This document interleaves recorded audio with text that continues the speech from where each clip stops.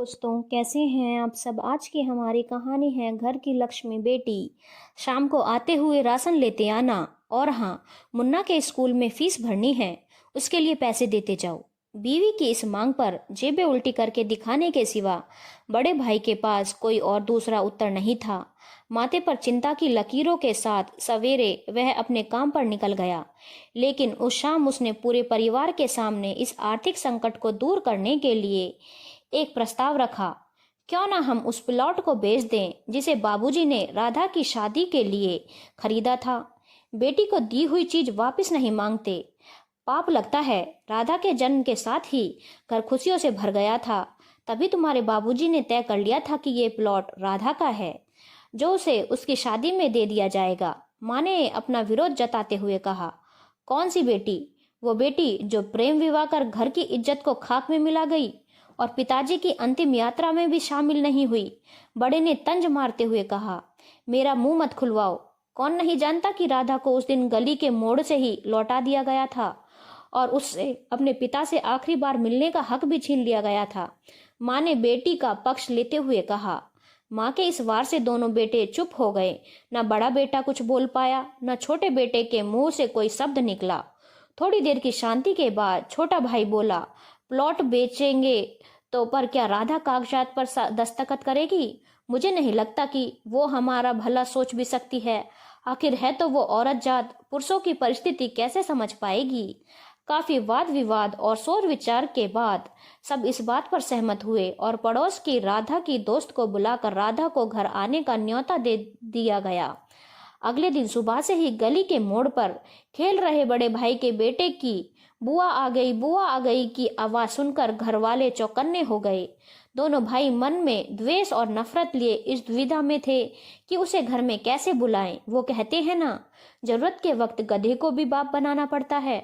उसी कहावत के हिसाब से दोनों भाई बहन से बात करने के लिए तैयार हुए।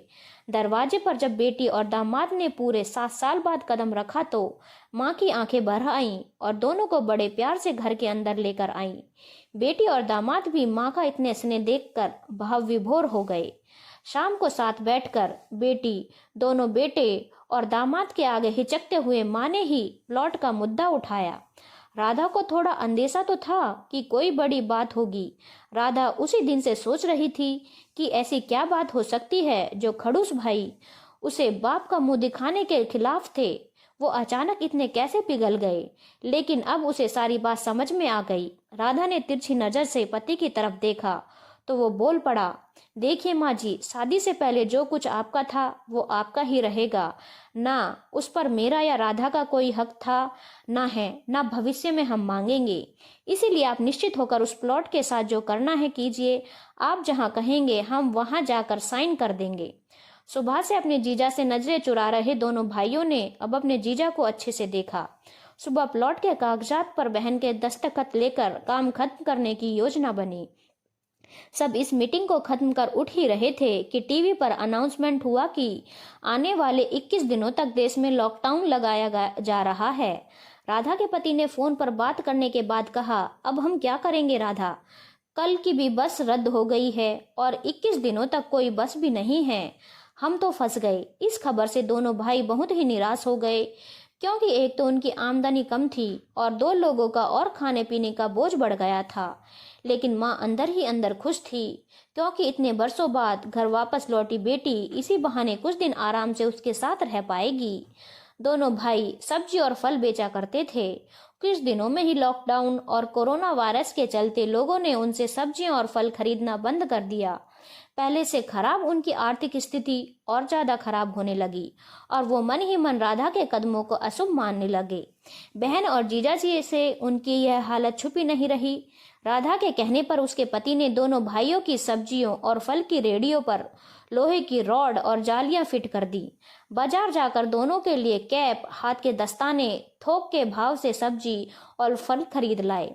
दोनों की रेडियां अच्छे से तैयार कर फल और सब्जियां ढककर दोनों भाइयों को टोपी और दस्ताने देकर जीजा जी ने उनसे कहा, एक बार इस तरह से धंधा करके देखो, शायद आपका मुनाफा बढ़ जाए।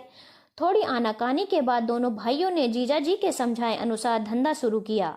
2-3 दिनों बाद ही कोरोना से घबराए लोग अब ढकी हुई फल और सब्जियां और दस्ताने व सेफ्टी का ध्यान रखते हुए बेचने वालों से ही फल और सब्जियां खरीदने लगे। इस तरह समझदार दामाद की वजह से धीरे धीरे दोनों भाइयों का धंधा अच्छा चलने लगा और उनके घर का गल्ला जो पहले खाली हो रहा था अब धीरे धीरे भरने लगा।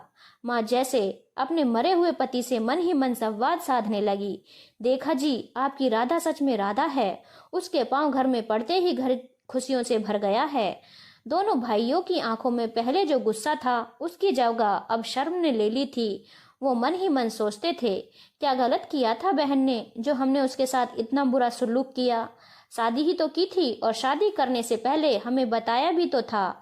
हम ही जो थे जो उसे स्वीकार नहीं कर पाए। दोनों भाइयों के मन में द्वेष और नफरत धीरे धीरे क्वारंटीन हो गई। 21 दिन बाद जब दीदी और जीजाजी प्लॉट के कागजों पर साइन करने जाने लगे तब दोनों भाइयों ने उन्हें रोक लिया और माफी मांगते हुए वो पेपर्स उन्हें देते हुए बोले, शादी के वक्त हमने आपको कोई तोहफा तो दूर की बात है, आपका हक भी नहीं दिया, लेकिन अब इस प्लॉट को स्वीकार कर हमें प्रायश्चित करने का एक मौका दीजिए।